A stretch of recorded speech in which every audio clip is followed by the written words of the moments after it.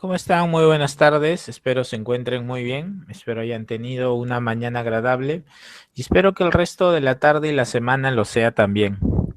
Nosotros el día de hoy tenemos como tema a desarrollar para este ciclo semestral San Marcos del aula 116 el tema denominado la filosofía helenística romana. Hoy yo, como es de costumbre, les he traído preguntas de admisión. Dentro de estas, un texto filosófico. Hay que estar muy concentrados a la clase porque voy a señalar los puntos más recurrentes en el examen de admisión. ¿Sí? Empezamos. El día de hoy tenemos que conocer a la filosofía helenística romana. Cuando se habla de filosofía helenística romana, se habla de un pensamiento ubicado aproximadamente entre el siglo IV antes de Cristo y algunos historiadores estiman hasta el siglo VI después de Cristo, ¿sí? Como todos ustedes saben, Aristóteles fallece en el siglo IV antes de Cristo. Entonces, ¿qué ocurre? A la filosofía helenística romana le van a llamar filosofía post-aristotélica por dos razones. Primera, en un sentido cronológico, ocurre después de la muerte de Aristóteles. Y la segunda, en un sentido intelectual.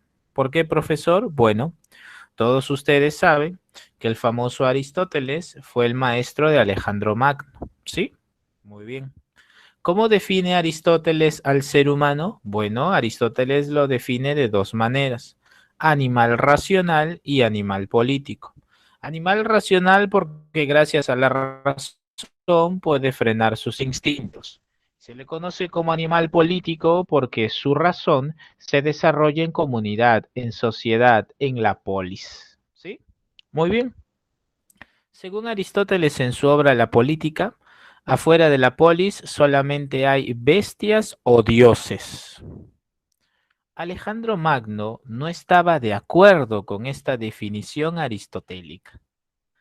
Así que Alejandro Magno tiene intereses políticos muy fuertes, intereses expansivos.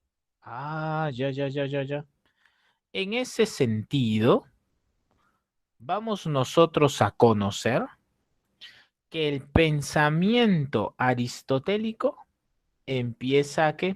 A perder su fuerza y vigor. Y esta expansión, desintegración o modificación de la polis lleva al desarrollo de nuevas filosofías. Estas filosofías pretenden abordar problemas morales. La polis se ha desintegrado, las personas han muerto, se han ido, han retornado y ahora lo que se espera es que la filosofía no sea tan abstracta como la metafísica aristotélica, sino más cercana o práctica a nosotros, que nos diga qué debemos hacer para estar tranquilos, qué debemos hacer para vivir felices.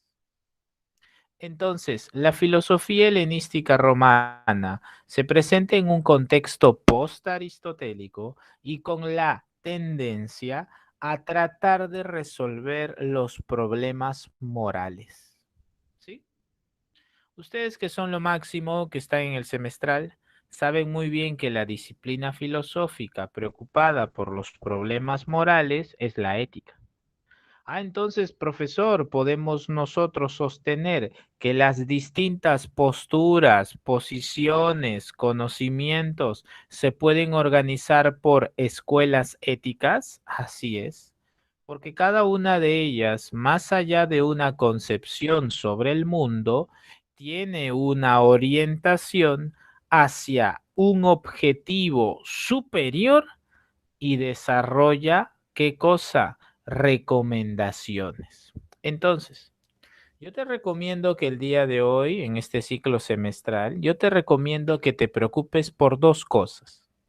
Preocúpate por el objetivo que persigue cada escuela ética. Yo te voy a explicar el objetivo de cada una de ellas.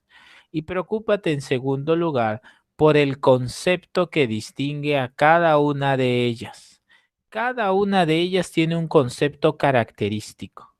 Entonces, preocúpate en primer lugar por el objetivo y en segundo lugar por el concepto que los distingue.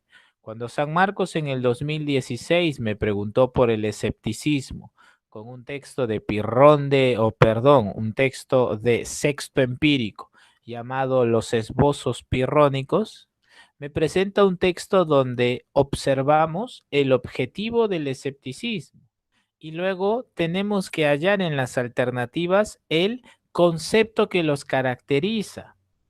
Igual, cuando me preguntaron en el 2016 por los estoicos, tenía que establecer primero el objetivo y segundo el concepto, ¿sí? Entonces te recomiendo durante esta clase, tú que eres semestral, concentrarte en dos cosas, el objetivo y el concepto característico, ¿sí? Muy bien. La filosofía helenística romana entonces será entendida como una filosofía que se ubica dentro de la filosofía antigua y que se va a caracterizar por abordar problemas morales.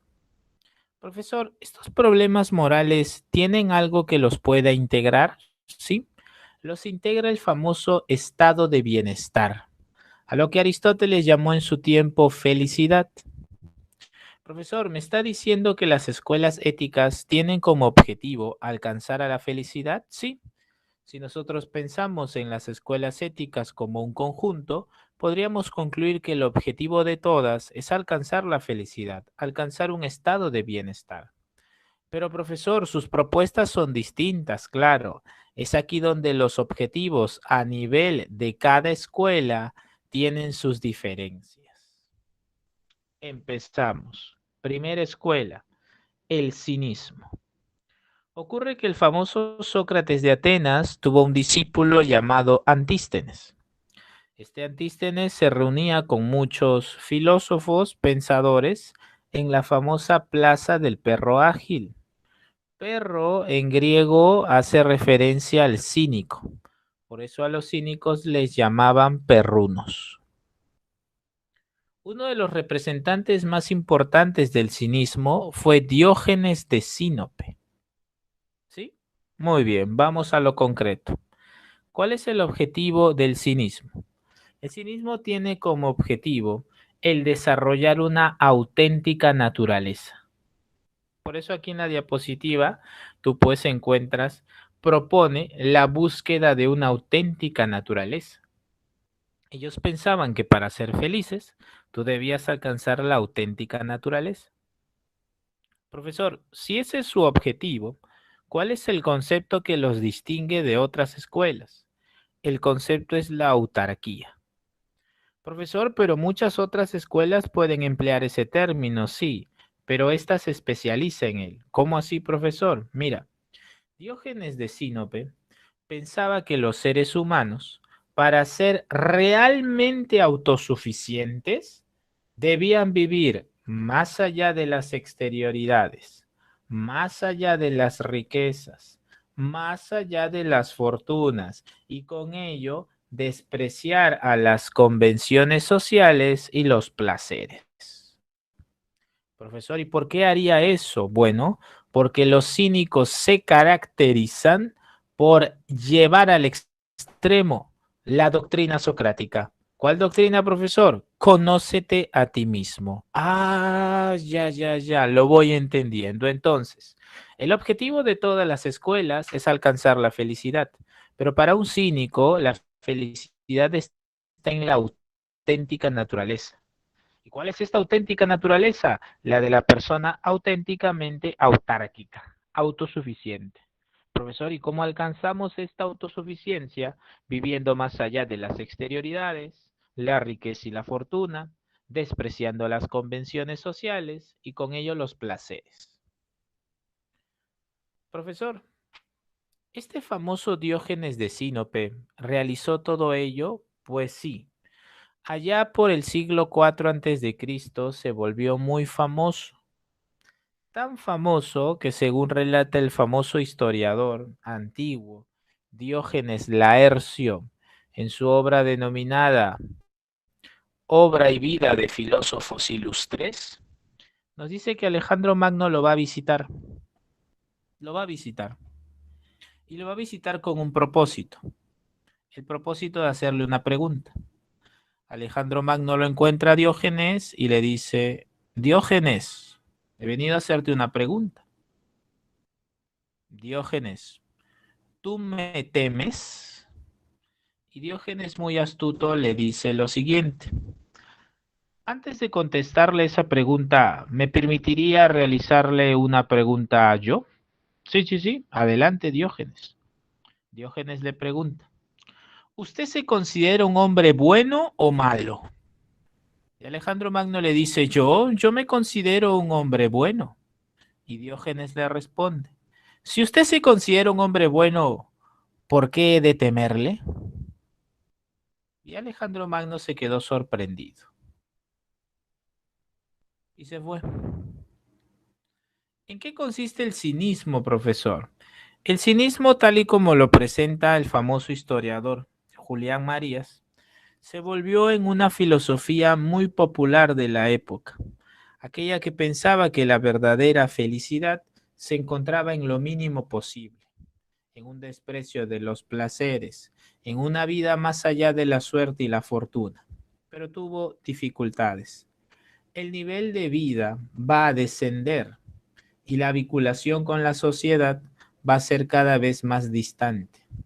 Según los historiadores, gracias a los cinismos, uno podía encontrar muchísimos vagabundos en la polis o en lo que antes era llamada una polis o en las ciudades. Entonces empezábamos a encontrar personas vagabundas, desaliñadas y también encontrábamos charlatanes. Esto lo escribe el famoso historiador Julián Marías. ¿Sí? ¿Qué más debemos rescatar del cinismo? Que han tomado el pensamiento socrático, el conócete a ti mismo. ¿Sí? ¿Listo? Muy bien. Superamos al cinismo, nos faltan más escuelas y hay que hacer las preguntas de admisión. ¿Listo? Entonces, dos cositas con el cinismo. Objetivo, la auténtica naturaleza. Concepto característico, autarquía. ¿Sí? Continuamos. Vamos ahora con el epicureísmo. El epicureísmo, también conocido como filosofía del jardín, va a reinterpretar el pensamiento de Leucipo y Demócrito.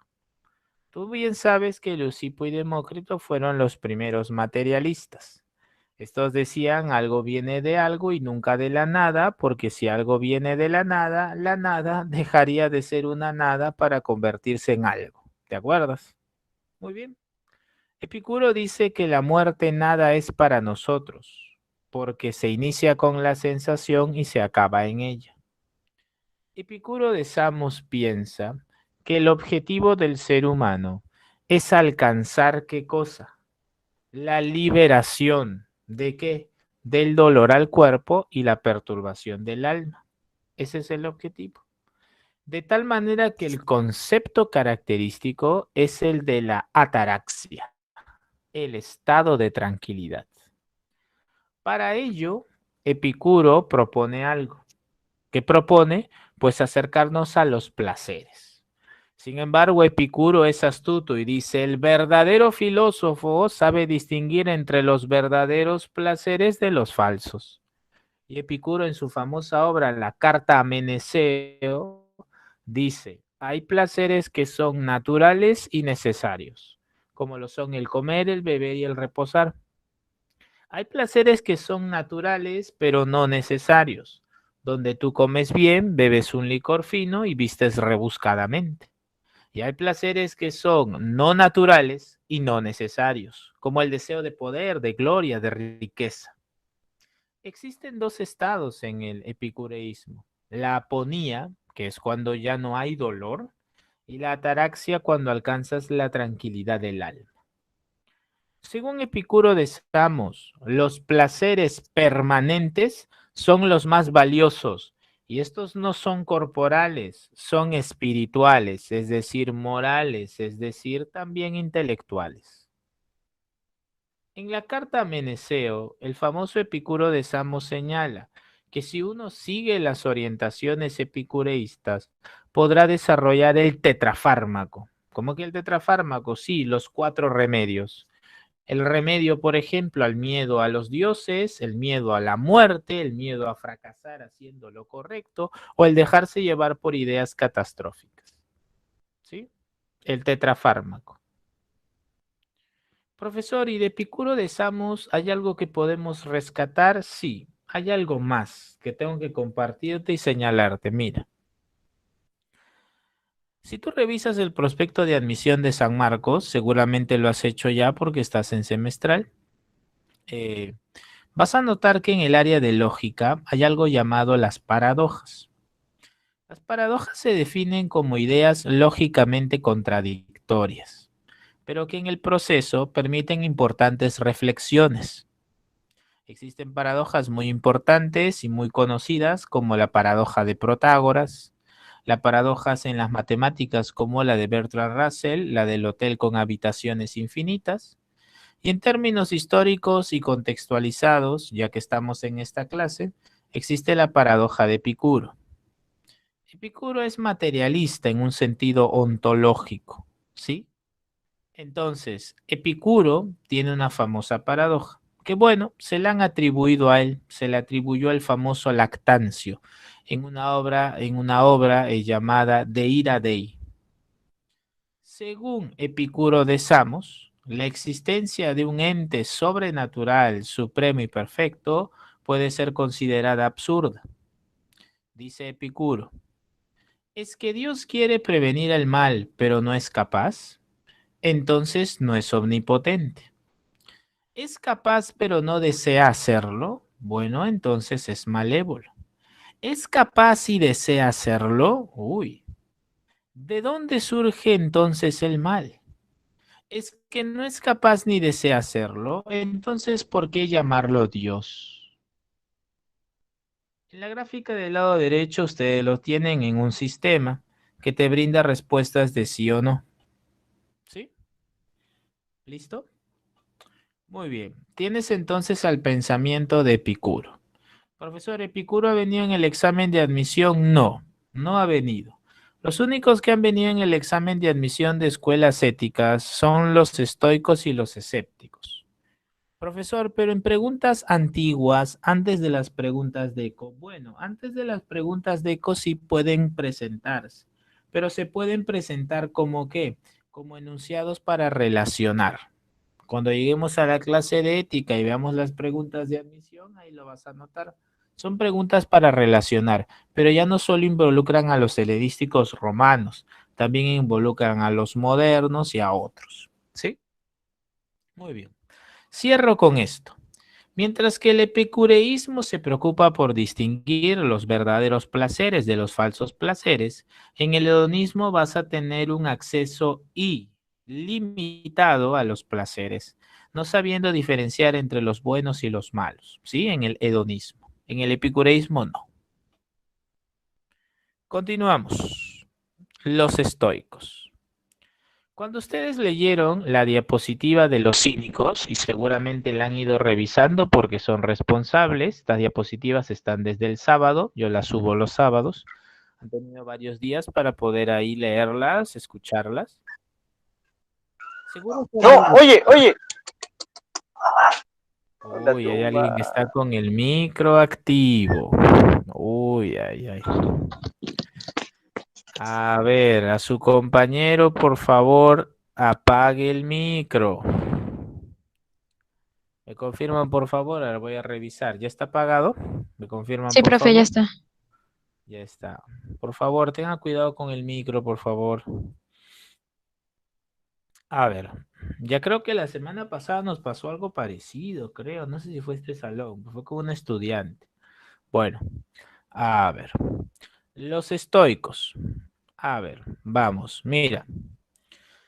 A ver, ya me distraje. Bueno, a ver, como ustedes han estado revisando los materiales, siempre están leyendo o escuchando los audios, deben haberse percatado que una de las consignas del cinismo es ser un ciudadano del mundo, no identificarse con una nación o estado o en todo caso una comunidad o localidad.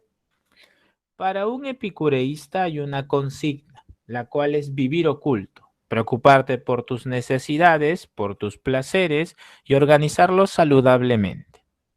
Muy bien, para un estoico hay una participación política. Recuerda que la palabra república, y yo sé que no estamos en un contexto para ello, pero quiero señalarlo, la palabra república significa cosa pública. Viene la palabra res pública, cosa pública. Cuando se habla de un político, se habla de un sujeto preocupado por la vida pública, por la polis. Los estoicos estaban preocupados por la vida pública. Y tú vas a encontrar distintos estoicos, hay muchísimos, desde el famoso Zenón de Sitio, que fundó el estoicismo y se llamaban así porque se reunían en el pórtico de Estoa, hasta estoicos muy estrictos como el famoso Epícteto o de repente el famosísimo Marco Aurelio. ¿Sí? Los estoicos iban a participar en la política, asumiendo que las personas que mejor desarrollen su razón son las personas que han entendido mejor cómo funciona la naturaleza, cómo funciona el mundo y pueden brindar las mejores recomendaciones para vivir en él. Entonces, es muy probable que los estoicos se encuentren sujetos con mucha participación política. ¿Listo? Muy bien. Mientras que los epicureístas han reinterpretado a Demócrito y Leucipo, los estoicos van a reinterpretar a Heráclito. Como tú eres lo máximo y has estado estudiando, sabes que Heráclito piensa que el mundo se encuentra en dinamismo. Y este mundo es un mundo dinámico a partir de la ¿qué? Contradicción o enfrentamiento de opuestos. Muy bien. En los estoicos también hay un enfrentamiento de opuestos. ¿Cuál, profesor? La naturaleza y la razón. Ah, profesor, entonces los estoicos parten del supuesto en que el mundo, su naturaleza, le otorga necesidades al ser humano, lo perturba, sí, pero hay una parte en nosotros, que es la razón, que puede, ¿qué cosa? Ajustarse al medio, sobrevivir, adaptarse y alcanzar la felicidad. Ah, ya, ya. Profesor, entonces, cuando nosotros leemos que los estoicos están afirmando la necesidad de vivir de acuerdo a la naturaleza, lo que en realidad hacen es conciliar a esta naturaleza imponente con nuestra actividad racional. En este proceso de conciliación es que el ser humano se resigna. Un ser humano resignado para un estoico no es un ser humano que dice, uy, me robaron el celular, voy a llorar. Sí, pues, ¿qué voy a hacer? No. Para un estoico, el resignamiento, la resignación, pasa por uno, ser consciente que la naturaleza es adversa. Ser consciente que las relaciones sociales pueden ser caóticas. Ser consciente que el mundo en general, en su dinamismo, puede presentar conflictos. Pero yo, dice Marco Aurelio, en su obra Meditaciones, dice Marco Aurelio esto, ¿no? Dice Marco Aurelio, yo estoy firme como una roca plantada a la orilla del mar, dice Marco Aurelio, azotado por las olas, pero inamovible. Ah, ya, ya, ya. Profesor, entonces la resignación de un estoico, más que el lamento, es la toma de conciencia de lo adverso que puede ser vivir. Es consciente que vivir es difícil. Sin embargo, hace uso de su razón para poder adaptarse y alcanzar la felicidad. Entonces, profesor, cuando se habla de una conciliación entre la naturaleza y la razón, se habla de una toma de conciencia de un mundo adverso, donde es mi razón la que me va a permitir adaptarme, vivir mejor. Ah, ya, ya, ya. Profesor, el objetivo entonces de un estoico, ¿cuál es? El objetivo de un estoico es armonizar. Armonizar que la adversidad con el uso de su razón. Profesor, ¿quiere decir que para ellos existe una ley natural que guía todo? Sí. Y ellos con su razón armonizan. ¿Para qué? Sintonizan. ¿Para qué? Para adaptarse. Profesor, ¿y cuál es el concepto distintivo? La apatía. Apatía tradicionalmente significa sin pasiones, pero en su obra Meditaciones Marco Aurelio, la apatía la compara como un sujeto que está como una roca plantada a la orilla del mar, azotado por las olas, pero inamovible. Con eso. ¿Sí? Muy bien, estoicismo superado. Vamos ahora al escepticismo. El escepticismo se ha presentado en el examen de admisión varias veces. La verdad es que yo he traído tres preguntas de admisión. Una es un texto del 2016, otra es una tipo deco y una es un poquito más antiguo, ¿ya? Pero el estoicismo ha venido ya dos veces en el examen de admisión. Perdón, el escepticismo dos veces. ¿Qué debemos saber sobre el escepticismo para este semestral? Miren, hay algo muy importante. En primer lugar, el escepticismo no es una doctrina. Es más, si le preguntan al famoso Pirrón de Elis, ¿tu escuela es escéptica? Él diría, mira, el escepticismo más que una doctrina es una habilidad. ¿Cómo que habilidad? Sí, sí, sí. Los escépticos parten del supuesto en que las cosas son vanas apariencias y que éstas lo dominan todo. Entonces, ellos tienen un objetivo. El objetivo es la epogé. La epogé, según Sexto Empírico, en su obra Esbozos Pirrónicos, es como un estado de reposo donde tú no afirmas y niegas, no afirmas, no niegas, ¿ya? Entonces, ¿qué pasa? Para este famoso filósofo, el objetivo es alcanzar este estado. Para lograrlo, tú debes hacer tres cosas.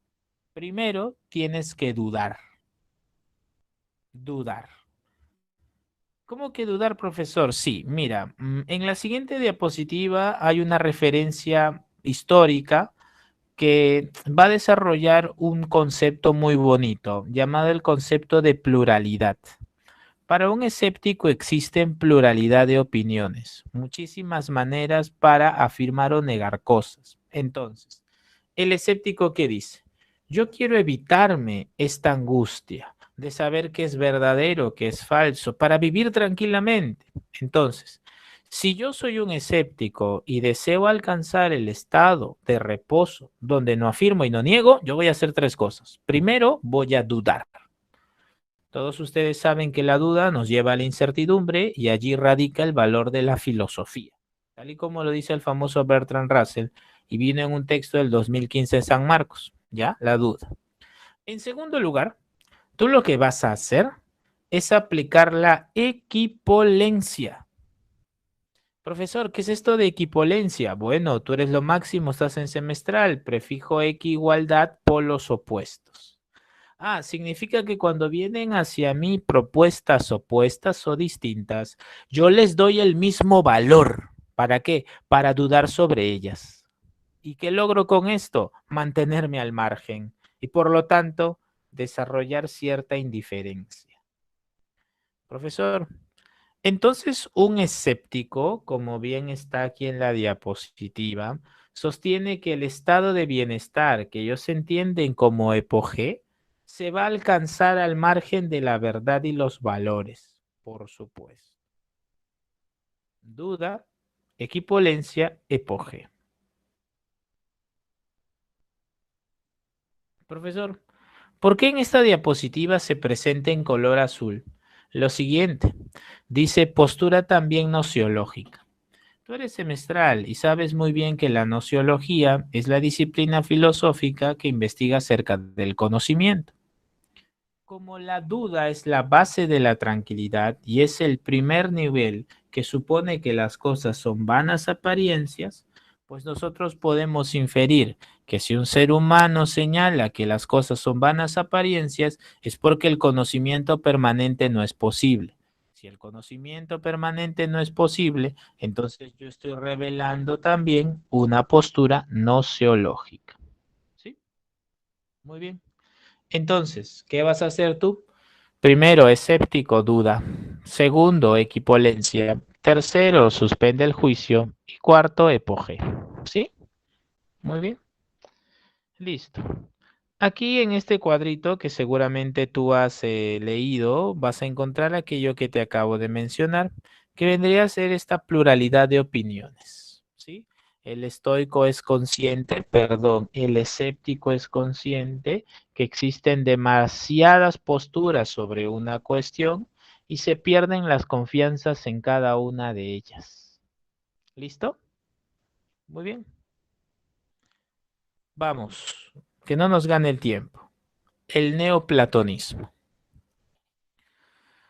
De acuerdo a lo que hemos visto, las escuelas son éticas en la medida que las prioridades se orienten a los problemas morales. Pues bien, cuando se cierra la filosofía helenística romana, se cierra con el neoplatonismo, que va a dar el salto de lo ético a lo metafísico.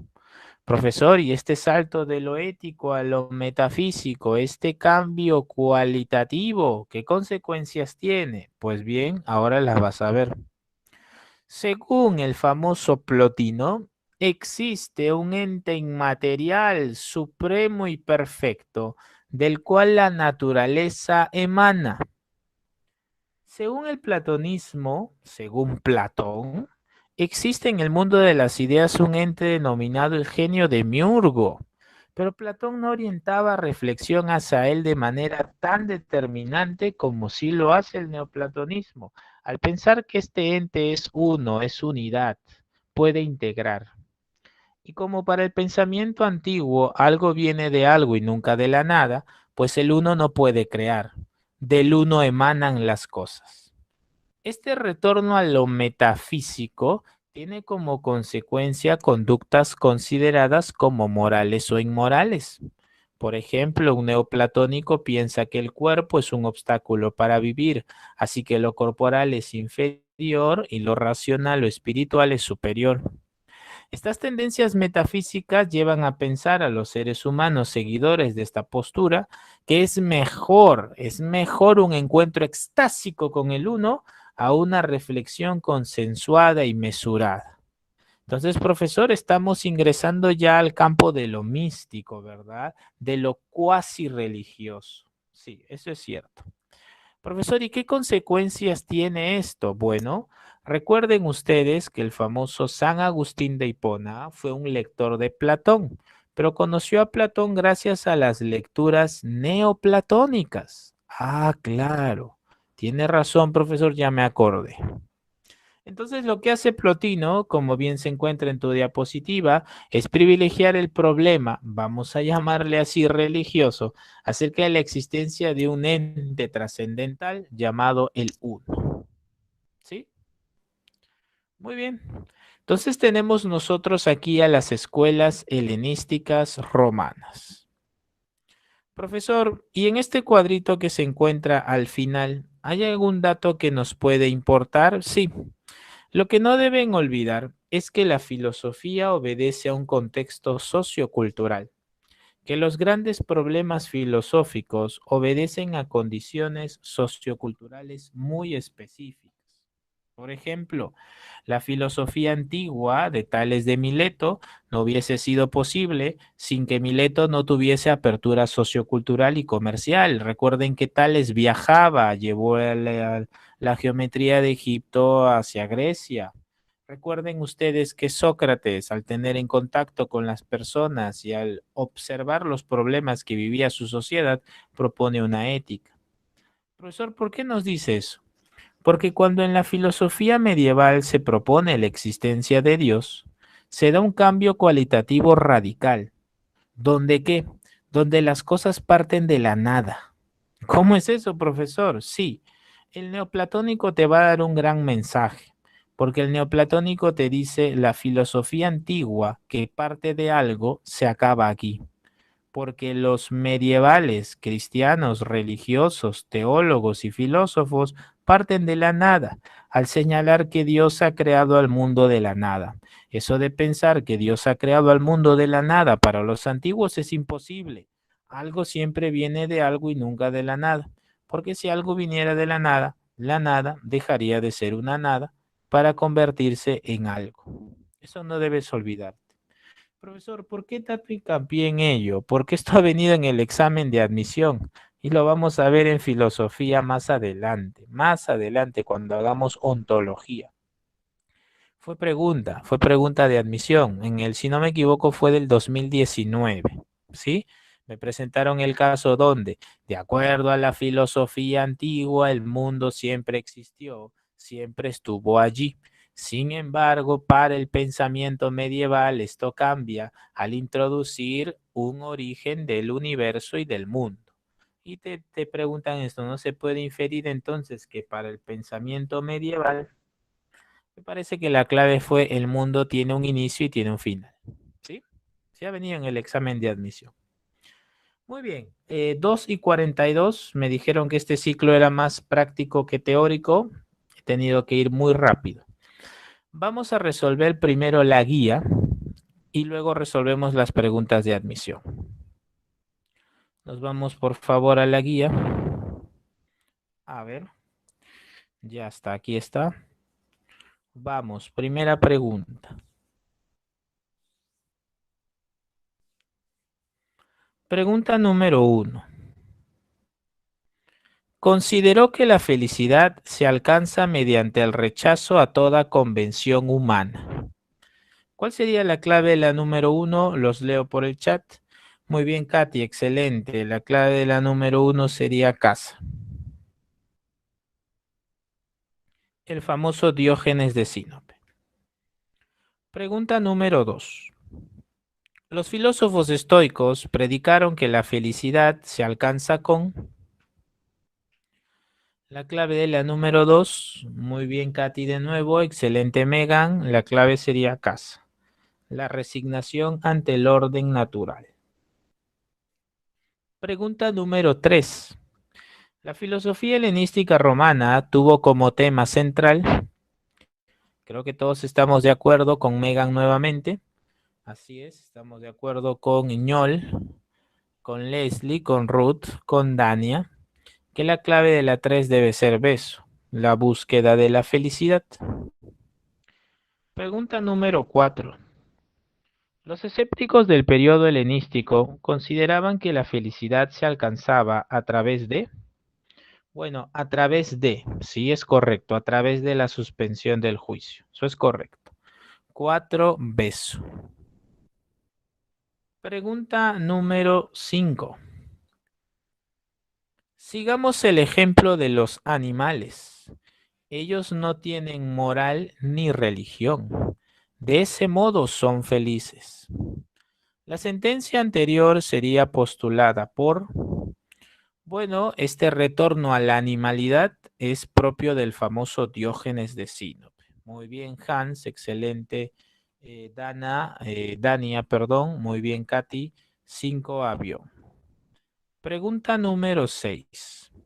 Señale el enunciado incorrecto. Ahí está, incorrecto sobre el planteamiento de Epicuro. Incorrecto. A ver, incorrecto sobre él. Bueno, si es atomista, sí. Revalora el placer permanente también. Ya está. La clave de las 6 es avión. Rechaza la búsqueda de tranquilidad. 6 avión. 6 avión.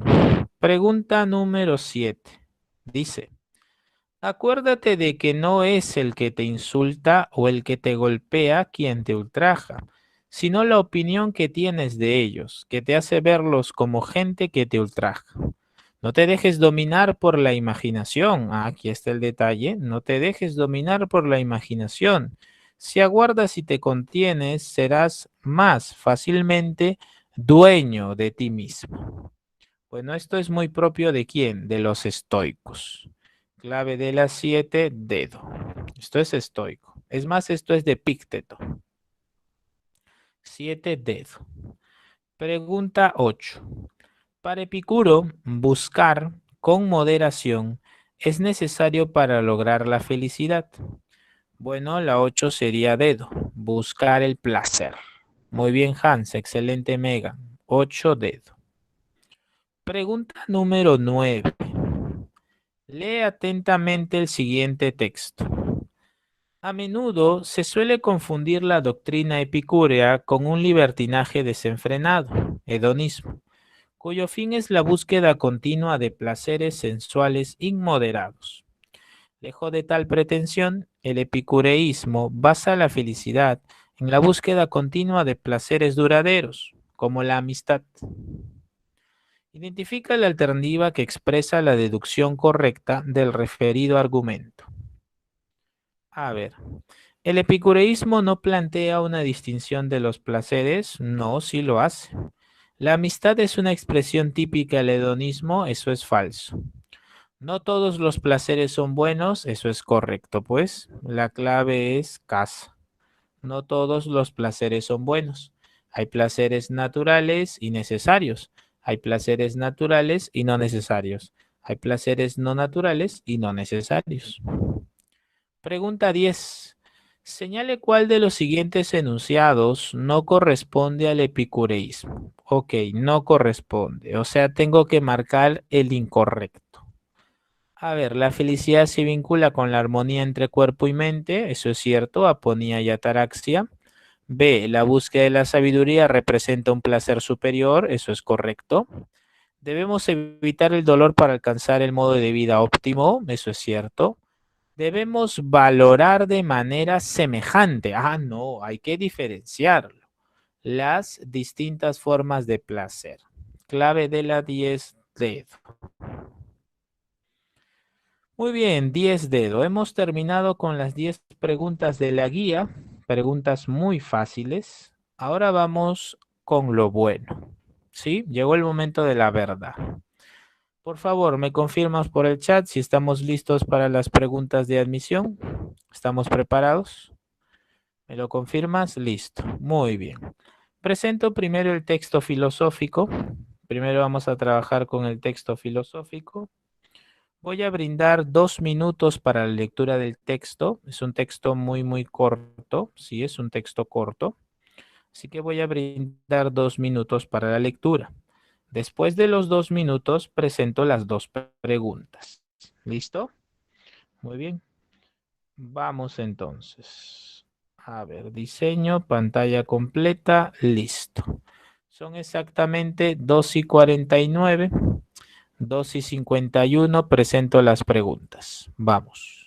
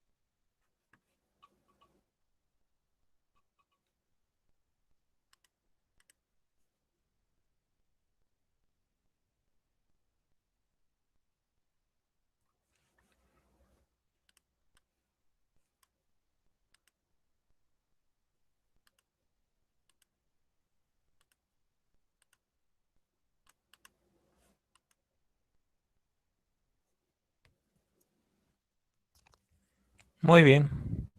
Por favor, me confirman si ya está leído. ¿Has podido anotar los puntos más importantes? Sí. Muy bien, vamos con la primera pregunta, ¿sí? Vamos a tomarnos 1 minuto por pregunta, solo 1 minuto, ¿sí?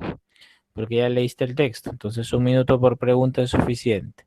A ver, son 2:52 prácticamente. 2:53, escribes tu clave, ¿sí? A ver, esperen, creo que falta, no se nota, ¿no? A ver.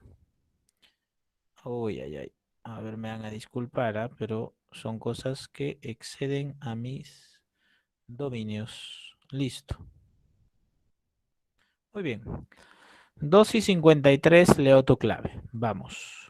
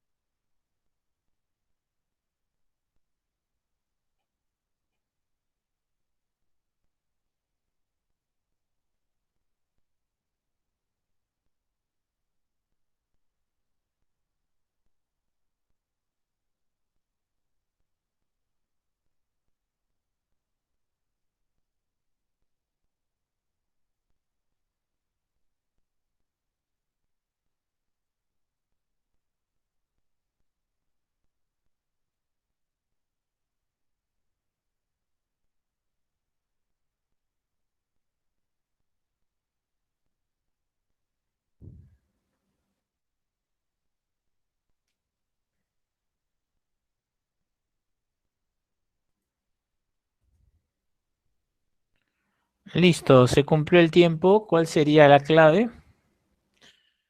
Muy bien, excelente Gerson, muy bien Ñol, muy bien Jaycee, muy bien Han, muy bien Elsa, fantástico César. Si es, la clave aquí sería que se infiere que los escépticos suspenden el juicio gracias a la equipolencia. Muy bien, por medio de la equipolencia. Muy bien, clave de esta pregunta casa. ¿Sí? Muy bien, ajustamos cronómetros. Son exactamente las 2:54. 2:55, leo tu clave sobre esta pregunta. A ver. 2:55, leo tu clave. Vamos. A partir de la lectura, dice, se infiere que el escepticismo.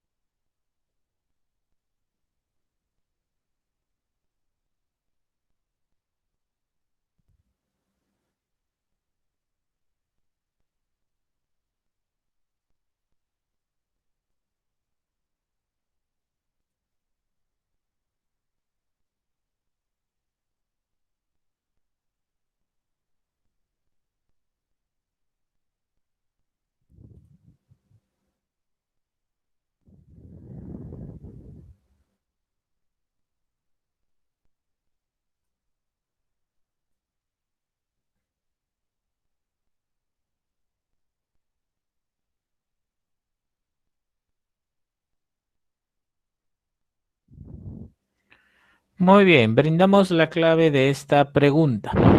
Muy bien, Fiorella, excelente Leslie, Valentina, muy bien. Muy bien, Antonella, muy bien, Joyce, muy bien, Ñol. Fantástico. A partir de la lectura se infiere que el escepticismo, así es, se caracteriza más como una destreza que como una doctrina. Muy bien. La clave aquí sería avión. Perfecto. ¿Listo? Muy bien. Siguiente pregunta de admisión. Nos cronometramos, son exactamente 2:56. 2:58, leo tu clave sobre esta pregunta. Vamos, me quedo callado. 2 minutos, 2:58.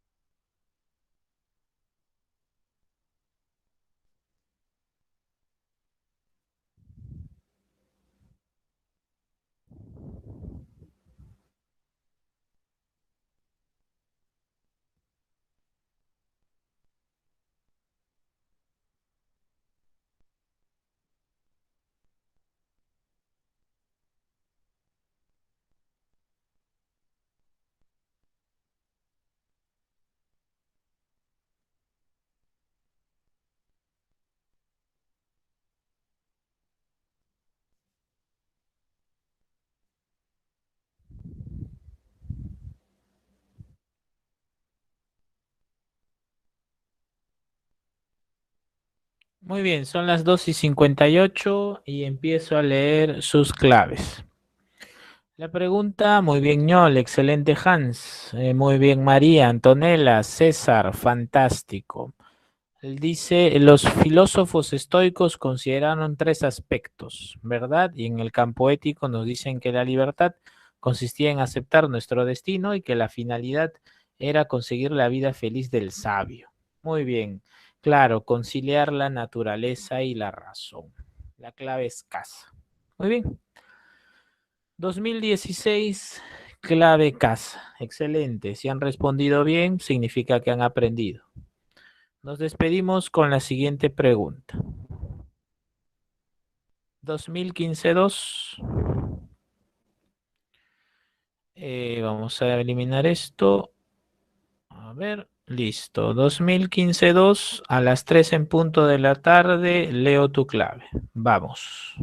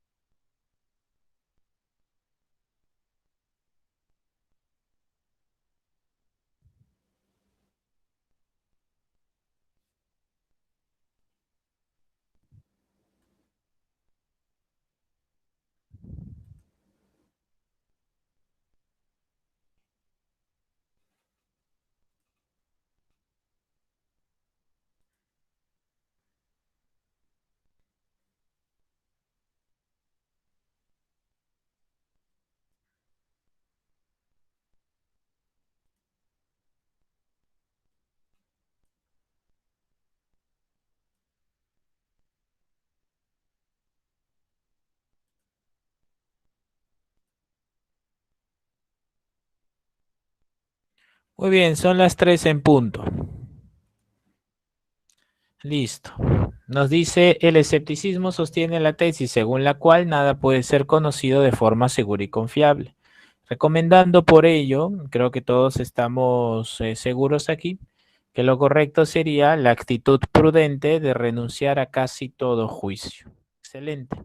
La clave sería beso. Muy bien, César. Muy bien, Dania. Muy bien, Daily. Excelente. Muy bien, hemos terminado. La clave aquí es beso. Que les vaya muy bonito, que tengan una linda semana. Cuiden mucho, por favor, su salud y la salud de su familia. ¿Sí? Nos vemos. Hasta luego, profe. Gracias por la clase. Gracias, hasta luego. No, profe, cuídese, tenga buen día. Gracias, hasta luego.